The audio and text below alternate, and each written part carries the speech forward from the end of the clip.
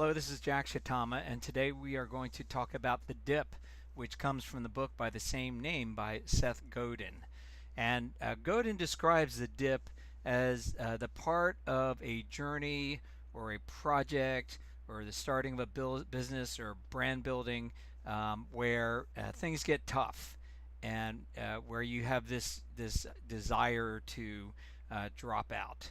And I wanted to share this because, if you're in the middle of your 10-week journey and you're trying to develop a habit to reach a goal, this is the time when the dip occurs. And so I think it's really important to understand it. So, what's important about the dip is that there's this curve to your time and your effort, your time and your energy. So at the beginning, if you can see the cursor over here on the left, at the beginning, it really doesn't take a whole lot of time and effort to see some really good results. And it kind of gets you excited, you get some momentum, and you go along. But then over time, you actually start to see this dip in the results from your efforts. So, for example, if you use the example of losing weight, anybody who's ever been on a diet knows that usually the early part there's a lot of great progress and it gets you excited, but there comes this point where it seems like you plateaued and you're not losing any more weight.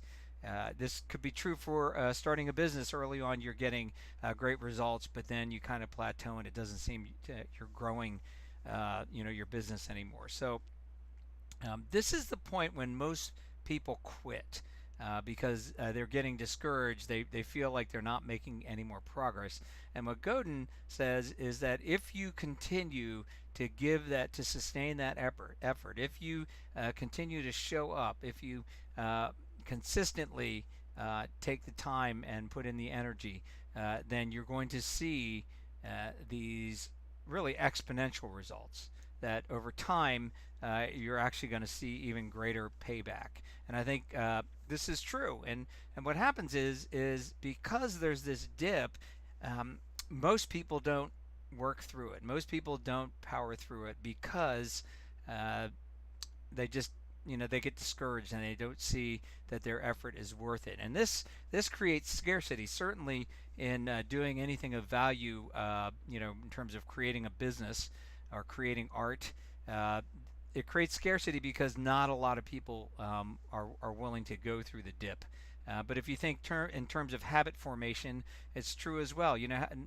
Actually, most people aren't able to lose weight or maintain a healthy weight consistently. Most people aren't able to exercise regularly. Most people don't have regular spiritual practices. And so there's this scarcity to it, this value to it, which is why we all want it so badly, because we see that it's so hard to achieve.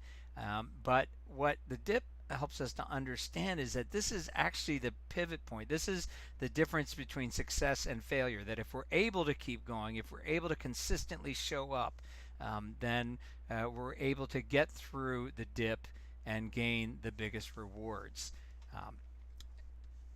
Godin does caution that we need to be able to recognize the difference between a dip and a cul-de-sac, which is French for dead end, because then there are times when we should quit. There are times when maybe if we keep powering through, it's not going to work, and so that's not an easy thing to know, but I do think it goes to the idea of testing and learning. Test and learn. So in terms of habit formation, as we're trying to reach our goals, we're always evaluating if what we're doing really is working. And for example, in weight loss, you know that it worked early on, and if you continue, you're going to continue to drop weight on a gradual basis, which is actually the healthiest way to do it and makes it the easiest to maintain. It's not a crash diet; it's a change in a way of life.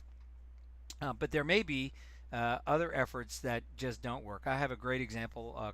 Last year, I tried intermittent fasting. Intermittent fasting is supposed to increase your metabolism and your processing of glucose, so it keeps your blood sugar down. There are a lot of benefits to it. And what intermittent fasting is you only eat during a certain time period during the day. And so typically it might be an 8-hour window during the day. And so then you go 16 hours without eating so that your body can process the food and process the glucose.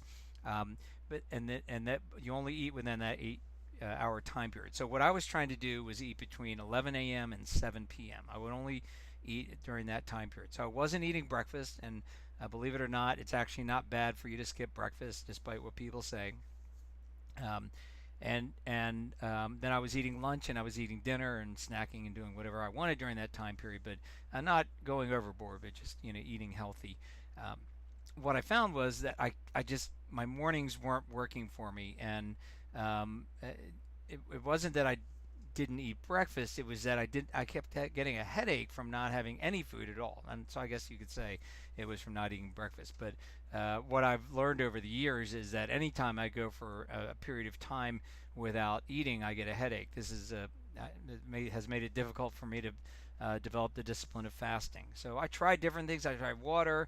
I tried eating a little bit earlier, but it just didn't work for me, and so I stopped doing that. And it was a dead end, but that's okay. I did it for close to 8 weeks, and I tried it out, and I kept trying different things that would help me to make it work better, but it just didn't work for me, and that's okay.